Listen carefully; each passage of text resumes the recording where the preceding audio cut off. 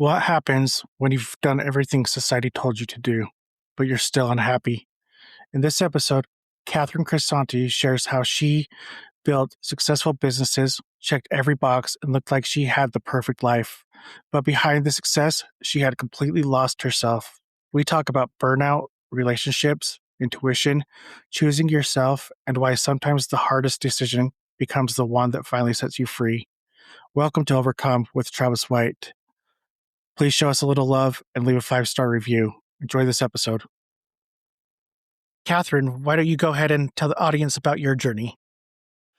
Well, let's like, how far back do we go?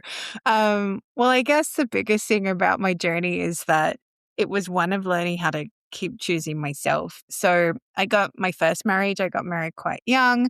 I was a overachiever. I had to be the straight A student. That was me, and if I didn't get that, but I was also very good at self-sabotaging. So I would be doing really, really well, and then I'd walk into an exam and just forget everything, even though I knew everything. So I was very good at sabotaging myself at the last hurdle. So that was something I had to overcome. But then in my marriage, I found that, I was ticking all the boxes. So, I got married, we had built the house, and then I built my own business, well, in a partnership and also my own business. And everything from the outside looked amazing. So my background's as a speech language pathologist. I was very good at my job. Very much worked a lot with children and their families. And also, when I say I was very good at my job, but also running businesses. So my business partnership, my business partner and I, we built that up to a 7-figure business. And then with my own company, which I built from the ground up, ended up being a 6-figure business. So from the outside, everything looked amazing and I ticked all those boxes and everyone was like, wow, your life's amazing. But it really wasn't. So what was happening with my first marriage was I was staying longer and longer at work to avoid being at home, which is why my business was thriving because I was putting all my attention and energy there. And then I realized what I was doing and I just couldn't stay. I was actually numbing myself to be in the relationship. I was not myself anymore. I'd given up so much of myself that I actually didn't know who I was. So whilst everyone thinks I had this happy marriage and it looked all great and ticked all the boxes, I truly wasn't who I was anymore. And someone said to me, you actually just stopped laughing one day.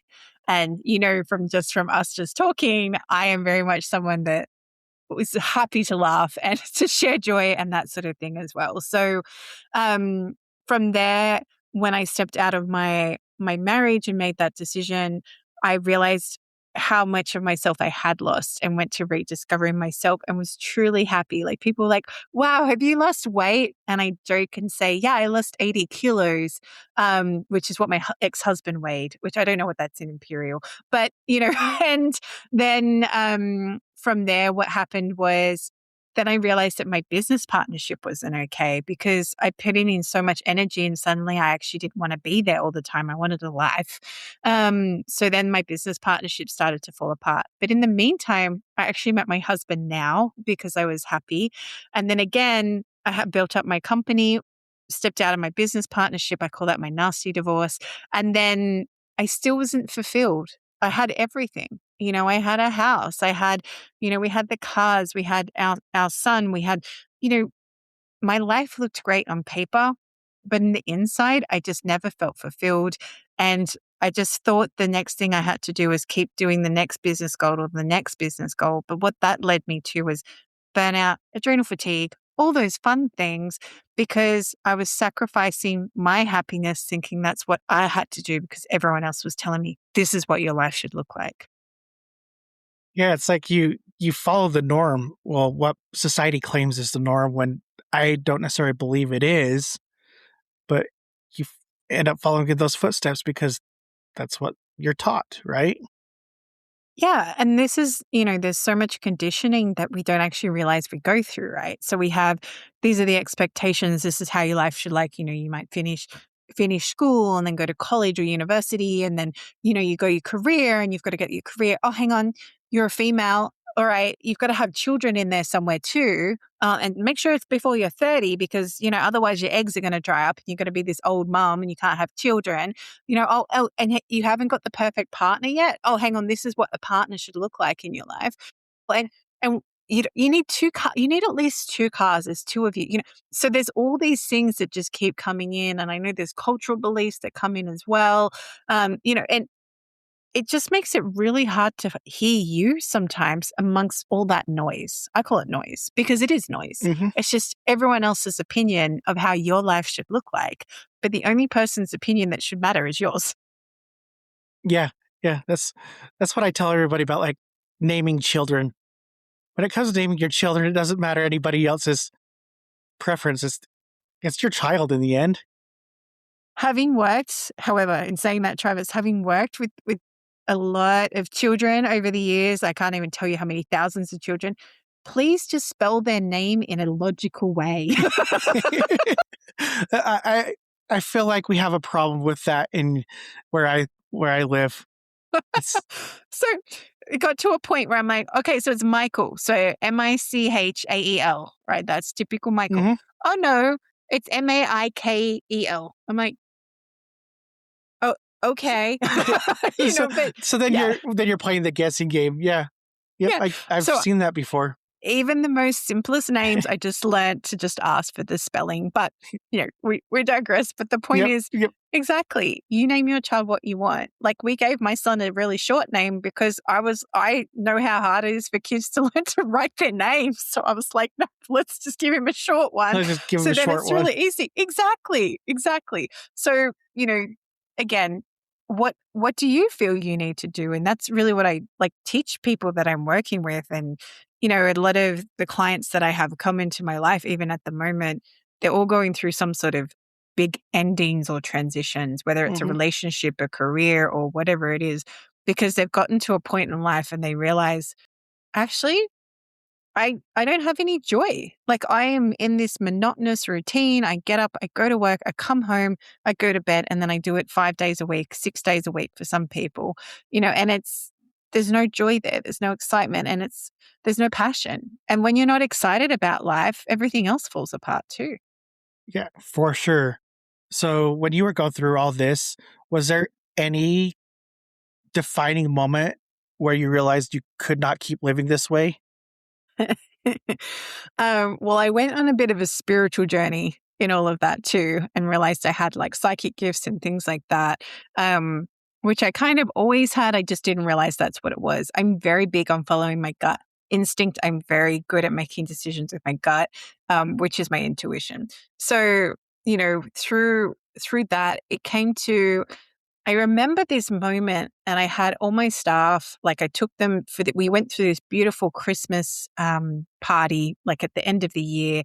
And I just remember sitting there being so grateful because I had, I think, 8 or 9 staff working for me. It was a really just beautiful moment. I'm like, wow, I wonder what's next. This is so exciting.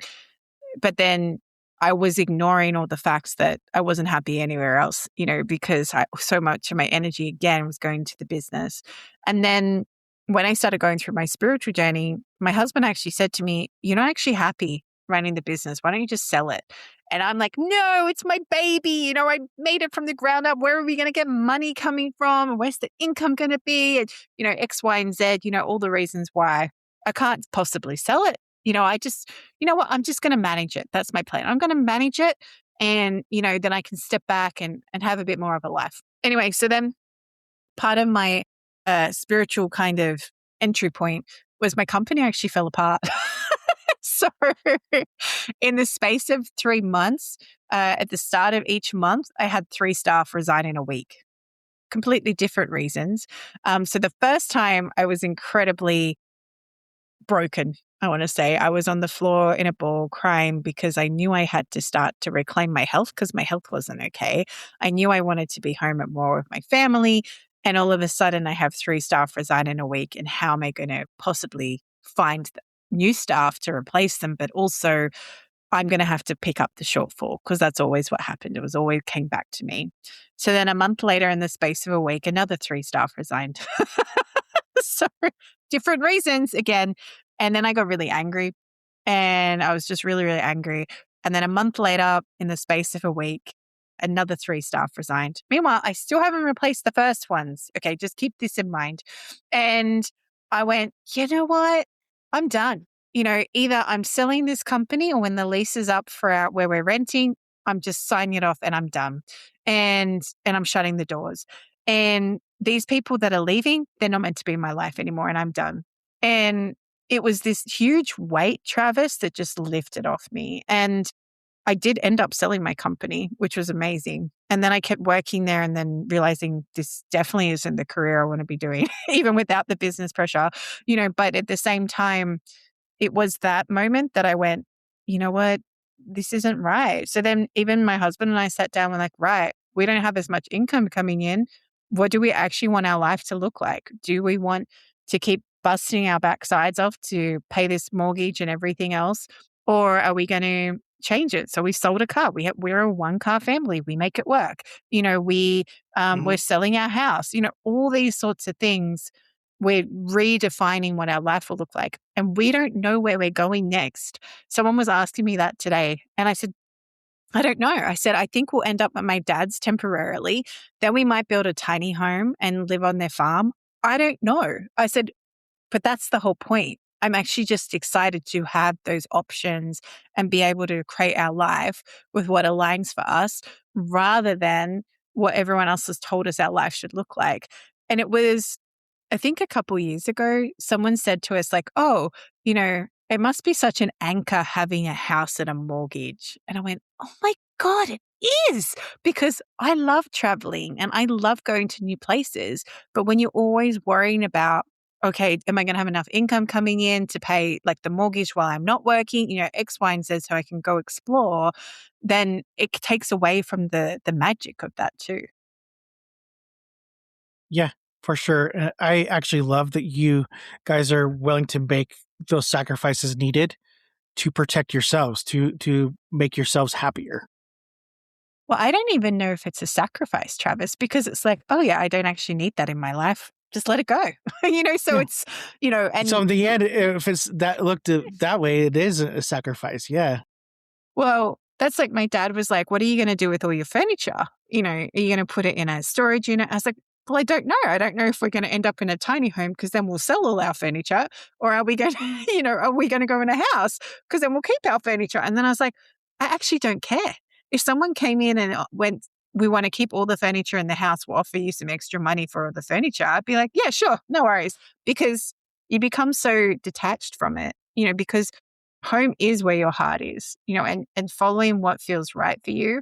I still feel like as much as I want to be a gypsy lifestyle, part of me still needs a base. It still needs somewhere that I can say, this is where I, come home and reset and recharge, and then I can go again, but what that looks like, why not let yourself be open to that? You don't have to have a massive home. You don't have to have, the pool and everything if you don't want that. It's just whatever it looks like to you and feels right. I agree. And I think it's great. Absolutely love that this mindset that you have. Thank you. And sometimes it's sad that it takes such rough times to figure it out. But it's like without those rough times, you don't know if you'd be in the same spot you were today. Well, it's like that whole thing. You have to go through the lows to really appreciate the highs, because Hmm. otherwise life would always be like this. And that's not why we signed up to be here. This is not Yep. why we're We here. we were never guaranteed that it was going to be an easy roller coaster ride. For Yeah, sure has its ups and downs. exactly. So during this, what I'd call your rough patch, what was the hardest truth you had to face about yourself? That I can't do everything myself, because I was determined to be the martyr, the sacrificial lamb. I would come in and ride and fix everything, but you're we're not meant to work that way. We're meant to find people that around us that we can trust and get that support on a really beautiful level. And for me, even knowing what I know about me now, I work better in collaborations. I work better having conversations. I work better with other people. And I was shutting that part of myself. So, definitely learning that lesson that I have more fun collaborating, but also Hmm. I don't have to do everything myself. I don't have to be IT and admin and, therapist and this and this and this and a mentor and this, whatever the titles are, I can actually delegate that. And if I built that business again, it would look so different now. It wouldn't have me as the center. It would just have me making it work for me. Yeah. Yeah. It's crazy the lessons learned that really come into mind after the fact. Well, that's why we go through them, because if we knew the Hmm. lesson we had to learn while we were going through it, we would probably run away from the lesson we had to learn. Oh, I can't even say how many times I would have run away.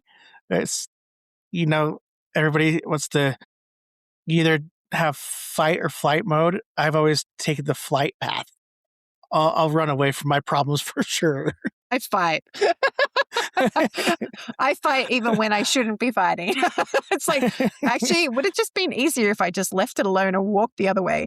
And it's so funny because sometimes now there'll be certain conversations and I feel myself getting sucked into them. And then I get this intuitive moment, do not engage.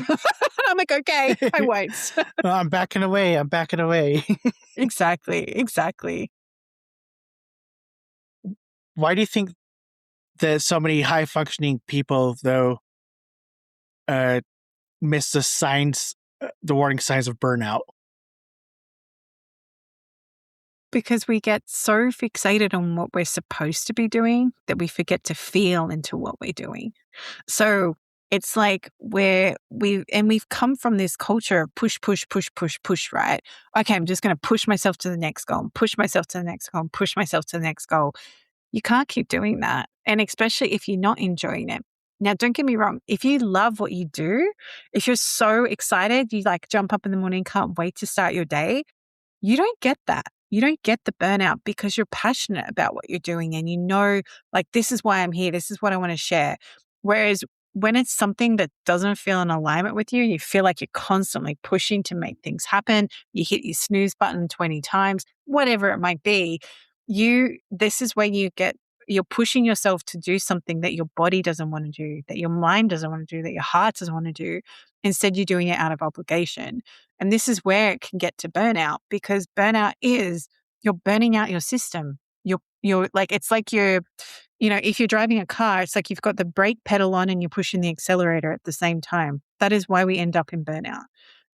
If you are excited to be going in that car ride, you're not going to put your foot on the brake pedal.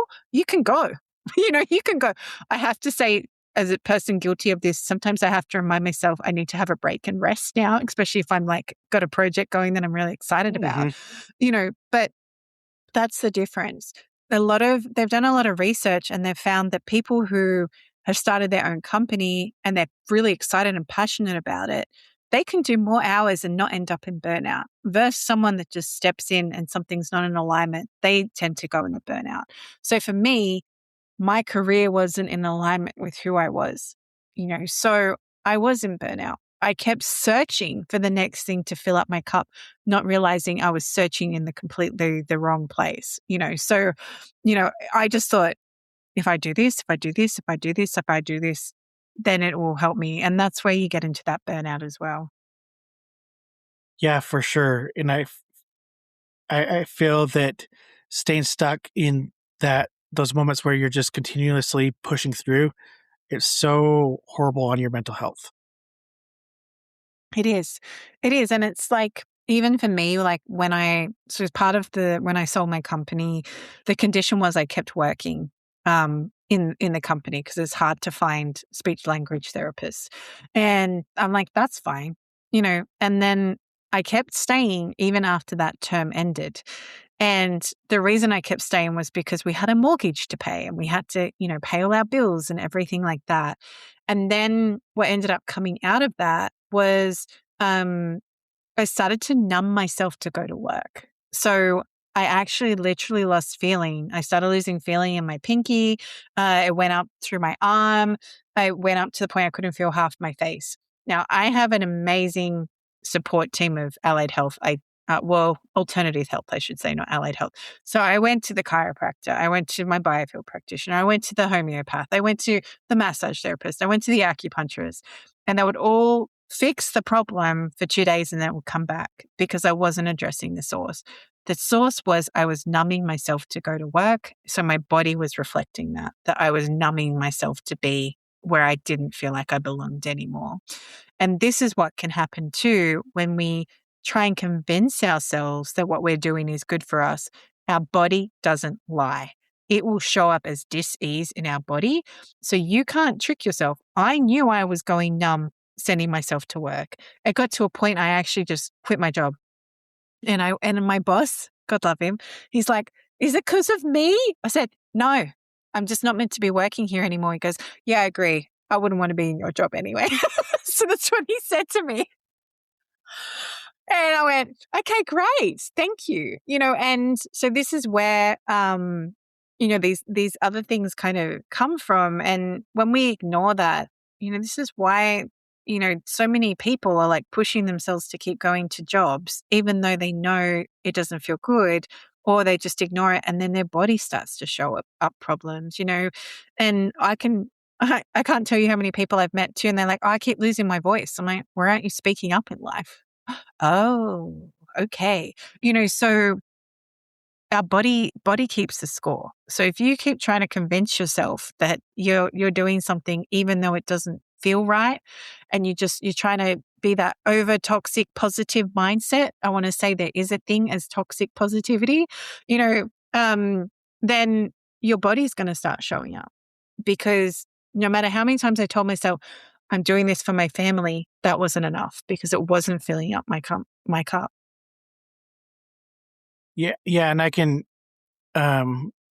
speak up about your body knows it all, because I went through some medical problems, and until I went through these. I had seizures for years. I still have them, but I have them under control finally, and it was because I went to a functional medicine doctor, and they're like, "You need to change your diet."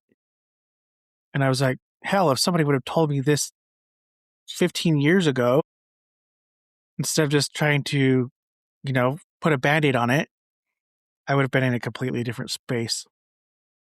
Yeah, and I feel that's the shift that a lot of people are starting to gravitate towards too. I know it's just a random sideway segue, but we get so taught to, "Oh, you've got a headache, take a Tylenol or a Panadol here, and numb it. Don't worry about it." Whereas for me, I'm like, I've got a headache. What is my body trying to tell me? I'm like, okay, Mm-hmm. where have I literally got a pain in my head in my life at the moment? Or sometimes it might be, "Oh, I haven't drunk enough water." That can be that simple. Or maybe I haven't had enough salts in my thing today, which is so counteractive to people because we've been conditioned that salt's bad for Mm-hmm. us. But rock salt, mineral salt, Himalayan's got a whole different thing, but like Celtic salt and things like that, it has more minerals than you can get like through your food. So it's like, maybe I need that today. I choose not to numb my pain. I actually start to question, what is my body trying to tell me? And the beauty of living in this day and age, Travis, is what is the spiritual meaning of a sore right shoulder? And it will come up and tell you what's going on in your body. Or what is the spiritual meaning of a headache? Or, I can list off some just the top of my head because I know, like, if you have neck pain, your head and your heart are not talking to each other. So your heart might be feeling one thing and your head's thinking another thing. So your neck's in the middle going, "I don't know which way to go." So, Mm-hmm. that's where that element can come in too.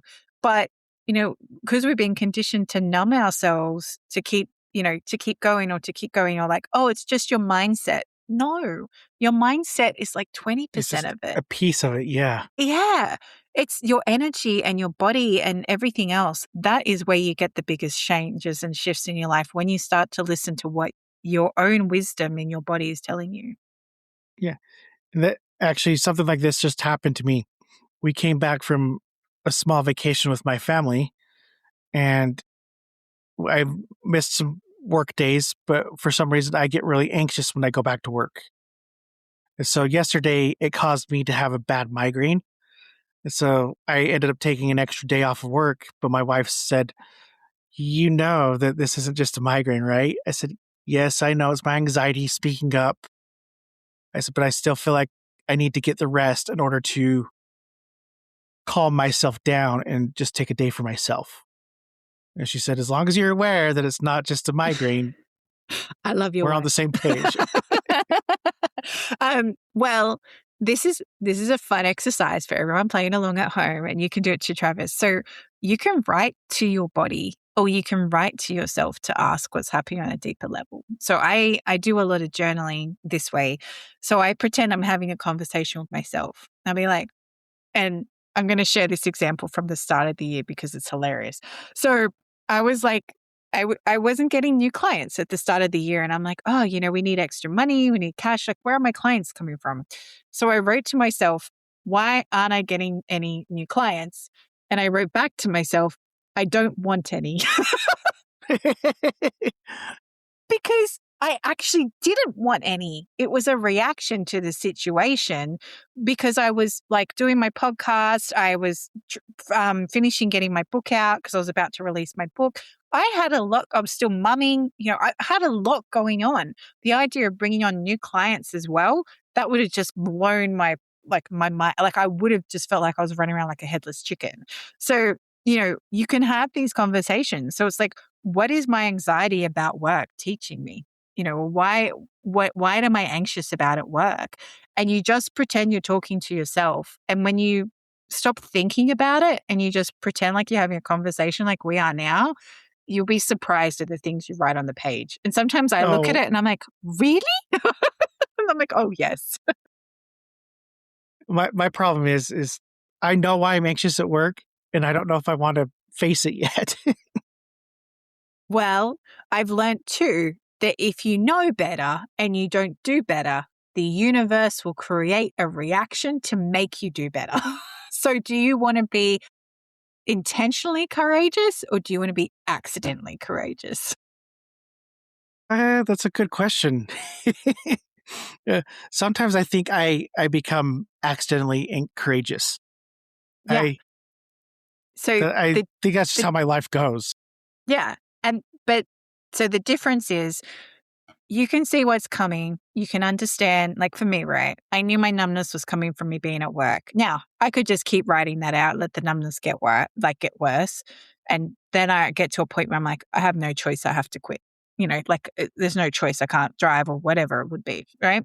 Or I can face it head on and go, all right, I'm going to be courageous in this moment and just quit and see what happens anyway.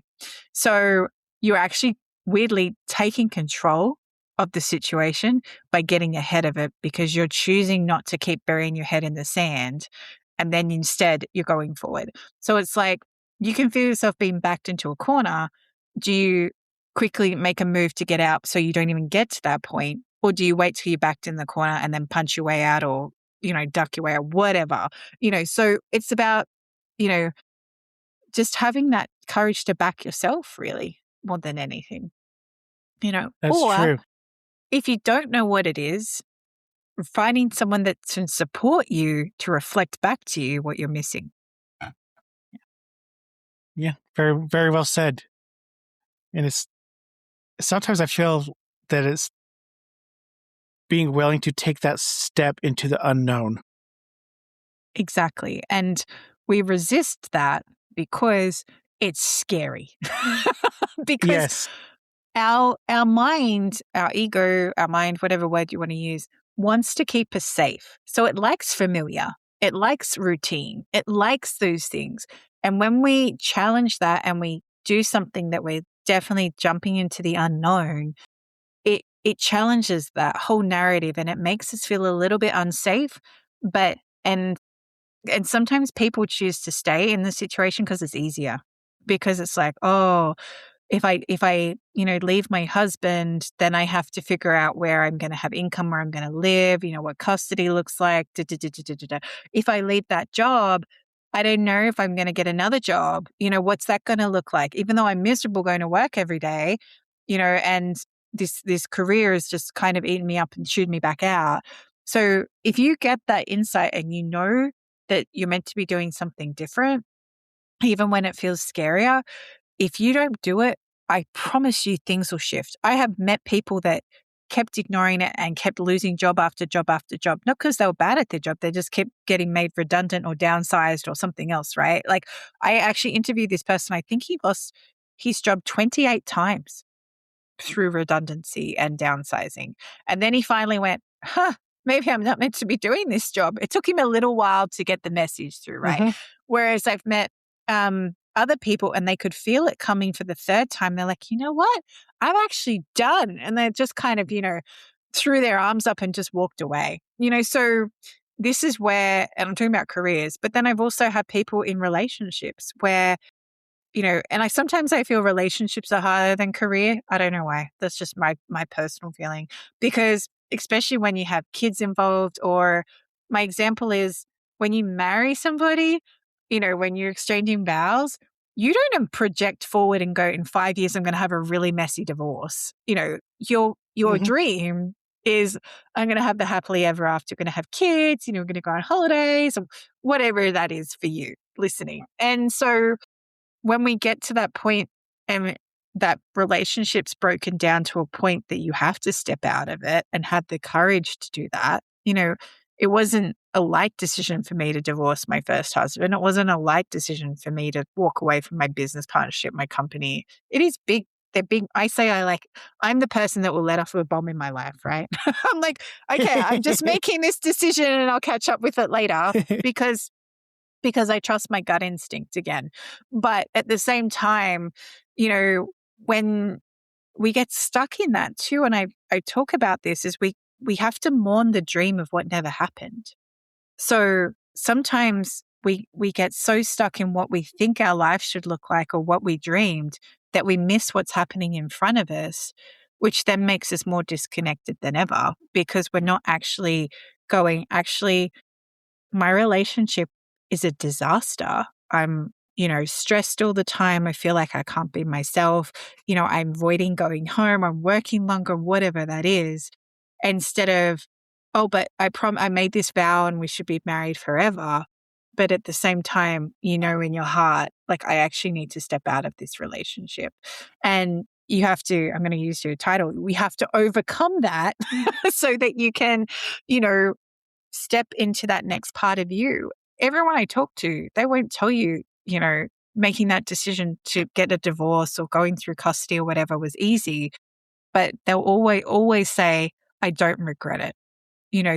They don't regret doing that decision, or they don't regret going through the little bit of hard to get to the good, because sometimes we just have to allow the old to fall apart so that we can get to the other side of that. I totally agree. And I do have a question along these lines. And I think there's one answer to this is very obvious. And I'll just say it right now. It's kids. So Yeah. now I'll ask the question, why do people stay in relationships when they know they're not healthy? So kids as an excuse is just an excuse. And I can say this happily because I am a mum and I understand that we feel that we need to have this stable relationship for our children so that they have both parents, whatever it is. But if you're in a toxic relationship, if you're constantly arguing all the time or fighting all the time or disrespecting each other all the time or not even wanting to be in the same room, kids know. They feel it. They sense it, they hear it, they will start to become protectors, they will start to want to fix relationships. And what role model are you showing them that that's okay to accept that level of love for themselves?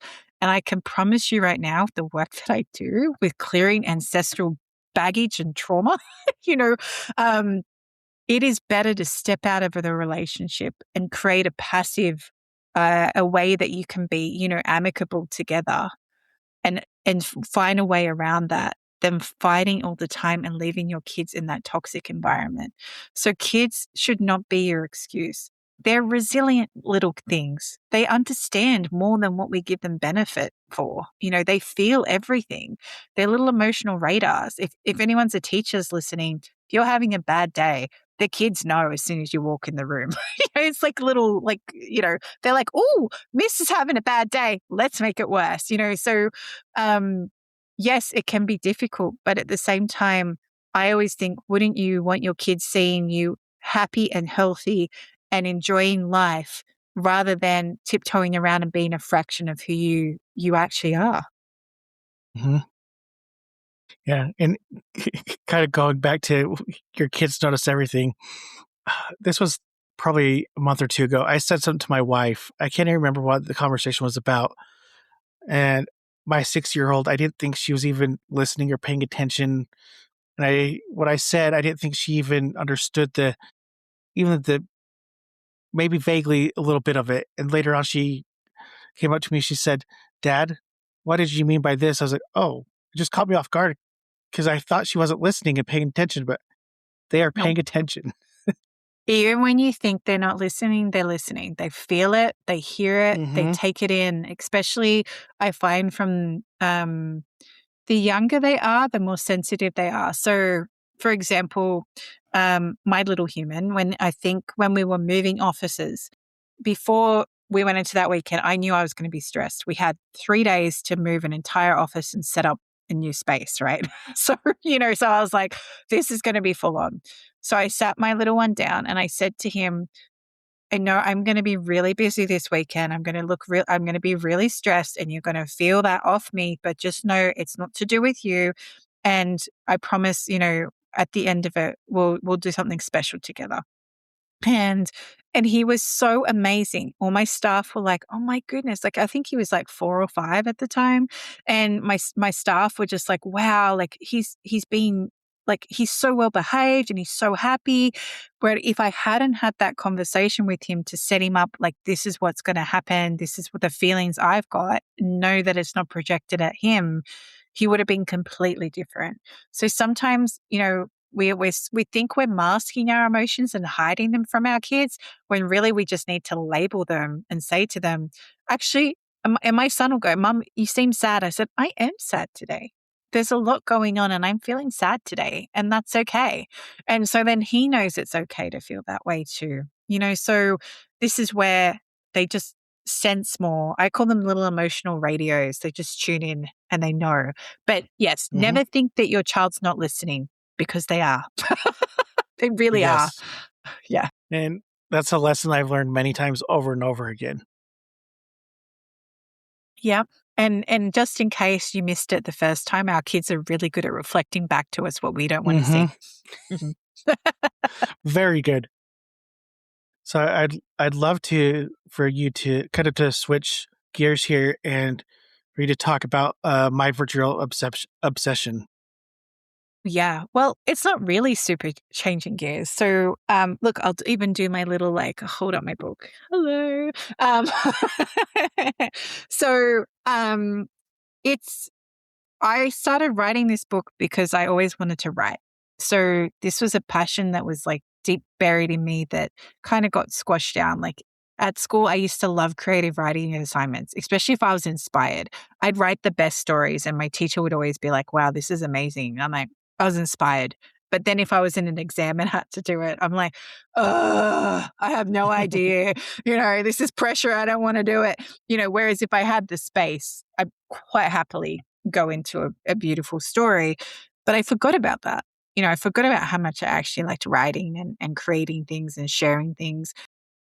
And it was a friend of mine, he said to me, I don't know, maybe like 5 years ago, "If you could do anything in the world, what would it be?" And without even realizing, I said, "I would write." I didn't know what that would look like. So, probably about a year and a half ago, I had this dream and it was like a full movie. Like I watched the whole thing from start to finish, the movie, and I woke up and I went, "I need to write this as a book." And it was my virtual obsession. That's what I watched. So I'm like, how am I going to do this? Because I was still working, still doing a few things at the time. So I promised myself I would write for 15 minutes a day. And I did, and I created this novel. And then I sent it off to a friend, and she gave her feedback and to how to develop the characters a bit more. And then I went, okay, now I need to edit it. And as I was editing it, I ended up using ChatGPT to edit it. I want to emphasize Chat did not write my book, Chat edited my book. Okay. So, and if anyone's used Chat to edit a book, you'll understand how painful and long it is, because it will start really beautifully and then halfway through your chapter, it just does one word answers or one word responses. And it's like, oh my gosh, what, you cut out all the dialogue. Who's this person? What happened? So you really have to be involved, weirdly, with AI.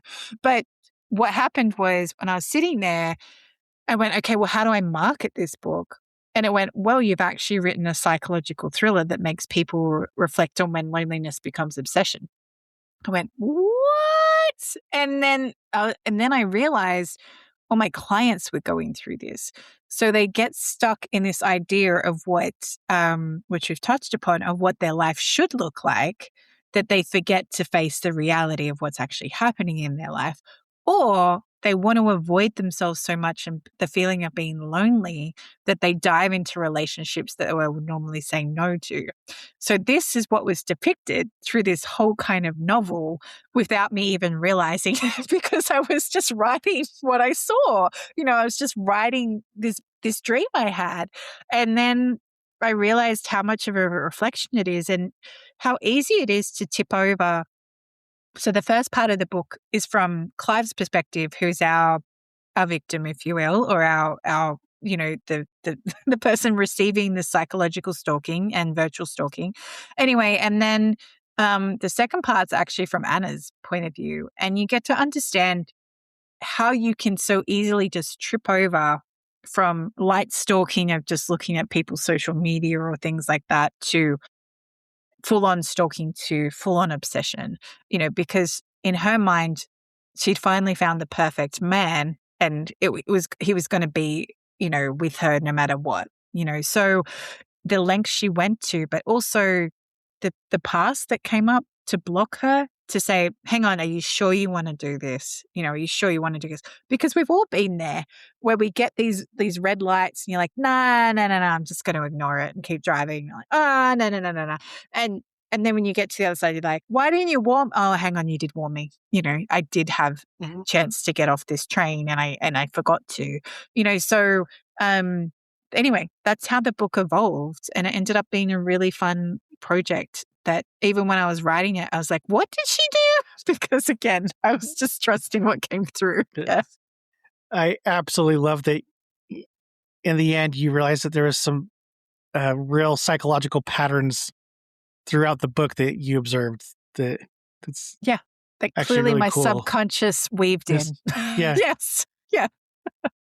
Have there been any conversations that have started because of the book that surprised you? It's funny because a lot of people will talk about that read the book and they'll say it actually touched upon things in my life that made me go, oof, maybe I did miss that, or maybe I put that to the side. And a lot of people, because it makes people reflect on as well how much information we give away to technology and how easily in the wrong hands that can be flipped. Because, we happily, willy-nilly put all these things into AI, but it's like, well, that's going to a data center somewhere who's got access to that, right? So it makes you start to think about that a bit more and start to pull back and go, whoa, hang on, let's see where that's actually going. So, and the biggest thing as well is that the book reflects Clive ends up choosing the simple life. He doesn't want to be running this company anymore, which he's built up can run itself. He just wants to go find, which he does, not a spoiler alert, but he finds his way to making his dreams come true, without all the expectations of exactly what we talked about this episode of having that checklist of this is what my life should look like, actually, no, this isn't working for me. I want it to be completely different. Yeah, and you actually mentioned technology, and it leads into a question that's about relationships. How has technology changed the way we experience relationships? I feel the impact isn't meeting people, because I met my husband now. We met on an app. I don't think that's the problem. I feel the problem is when technology interferes with the connection. So if you go out to a restaurant and you just sit there on your phones, what's the point of that? Like, why aren't you having a conversation? It amazes me how many families, all the members of the families are on their phones. Like, it's just blows my mind, or people, I guess, hiding behind the technology. I have clients who, they'll start a relationship, but they haven't met the person. But, they've been talking to them and things. But then when it comes to meeting, they don't want to do that because then I guess all their flaws are out there and everything like that. So there's like this reluctance there too. So, and then there's the aspect where people are starting to use AI to impersonate them, I want to say, or reply for them, right? So instead of going, okay, I'm going to reply to this person this way, I'm going to put their SMS into whatever and have the AI reply. That is losing yourself to technology. Yes. Yeah. Yes. Right. And this I is have such. the problem. Sorry, you go ahead. I was just going to say I have. No, I'll stop. Well, that's the thing. Like, technology is there. We can embrace it. We can use it. We can allow it to help us as a tool. But when you start to let it replace you, that is where that breakdown happens in relationships. It doesn't have to be romantic. It can be in your career. It can be with friends. It can be, how you express yourself and share yourself. Look, I'm not going to lie. I get AI to write my Instagram post, but I tell it what I want. I'm like, here's what I want. Make this sound nice, in my voice. Okay, great. Thank you. That's what I would do. Actually, no, I don't like that bit. I'm just going to edit that before I post it. Right. So again, I'm still in that, but I'm not letting it just dictate to me. And I have played with this where I'll be like, write a post about this. I'm like, oh God, this is terrible, because again, it's not representative of me. Whereas when you do it yourself first, or at least have your bullet points or whatever, it allows that. So if you're showing up to a relationship and you've memorized what to say based on your stalking, like on technology or whatever it might be, you think you know that who they are, then how are you going to create a connection? Because you're already going in with assumptions rather than actually being genuinely curious and asking questions about that person. Very well said. You basically stole the words right out of my mouth. We had the same exact thought. I was just going to say, using it as a tool, and because to me, technology is a love-hate relationship. I think it's cool. I'm a 90s kid, so I've seen, we went from no cell phones to cell phones, and I've seen some really cool things throughout my life. But there's also the downfall of those really cool things if you misuse them. Exactly. And this is where learning your discernment is really important. So your discernment, I call it your truth. Does this feel right for me, or doesn't this feel right for me? And if it feels right for you, then by all means, keep doing that. If it doesn't feel right for you, you don't have to do it. Mm-hmm. You don't have to. Even if it's on trend, you don't have to do it. It's okay. Yeah, you for sure. And I'm with you on the AI stuff. I've used it for myself to basically as a tool for myself to work faster and more efficiently, but I'm right in the middle of it. I don't let it post anything without me saying how it's supposed to be first. Exactly. It's just crazy.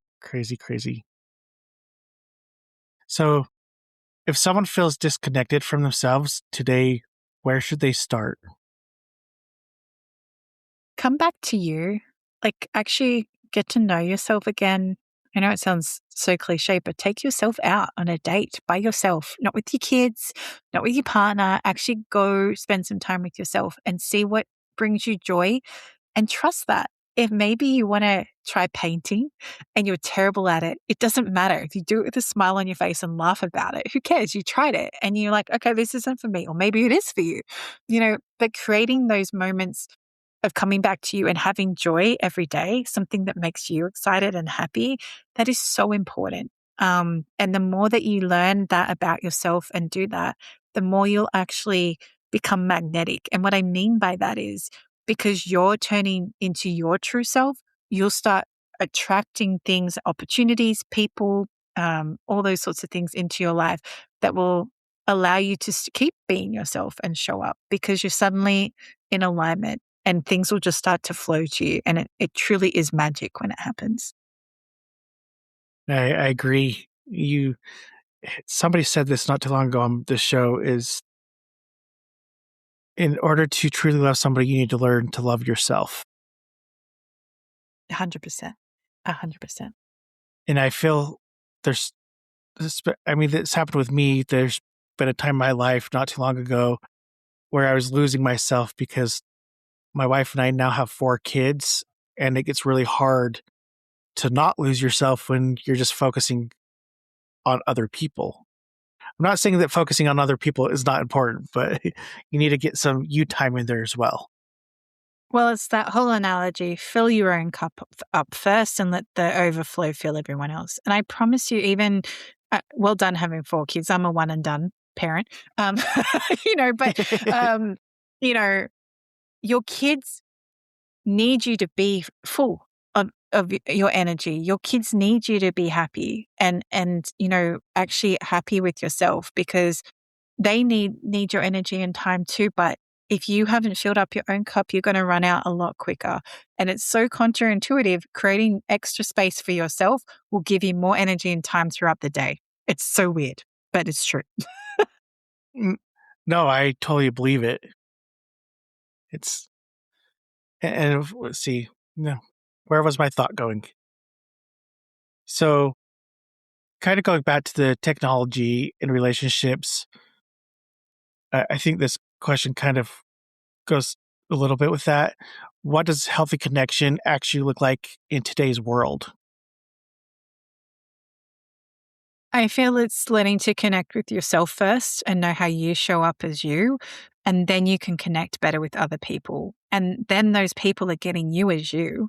And then you can actually have heartfelt, meaningful connection because you're all showing up as yourselves. You're not putting these masks or these weird, dodgy foundations. And that allows you to have that better connection, whether it is, maybe you cyber stalk each other, but really talking, don't underestimate the power of having a powerful conversation using your words and face to face. Yeah.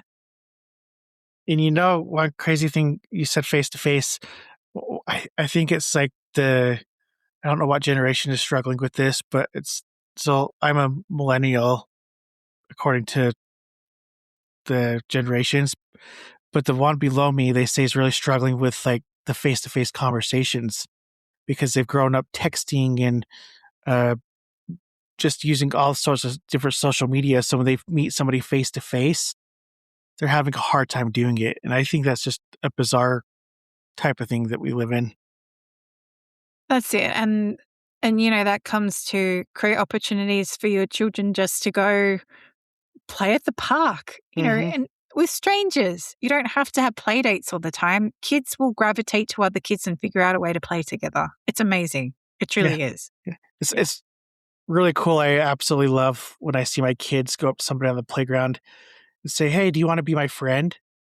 Even if it's for that hour, they totally forget about the person afterwards. It's really cool for them to see them make that connection. Yeah, definitely. So if basically one last question and then just a few follow-ups. If listeners remember just one thing from this conversation, what would you hope it is? It's okay to choose yourself. Very well said. And it's something that's to me has been easier said than done. Yeah. Yeah. Agreed. But I think that learning how to choose myself over the last, because it hasn't happened until the last like probably 2 or 3 years.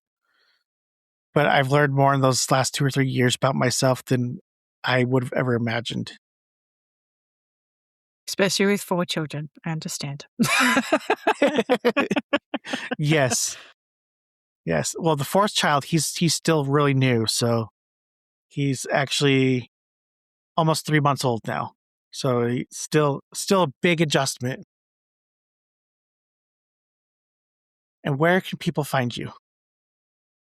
The best place is probably my website, which is willowhealing.org. I'm also on Instagram a bit, which is willowhealingsh. And if you want to find my book, My Virtual Obsession, you can find it on Amazon or any ebook reading platform, really. So, yeah. Great. And I will add all those to the show notes when this goes out. And last question here is, we have covered a lot of ground in today's conversation. Is there anything that you would like to bring up that we did not discuss? I feel, in summary, it's like choose life your way. You have to wake up with yourself every day, no one else.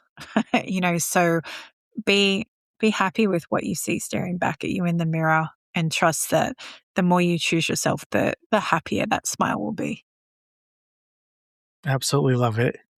Well, Catherine, thank you so much for spending an hour with me. I've loved our conversation. I admire the work that you're doing. And I love that you're going on podcasts to share your story and help other people out. Thank you, Travis. Appreciate it. And thank you for having a conversation with me too. Pleasure. And thanks to all those that are listening.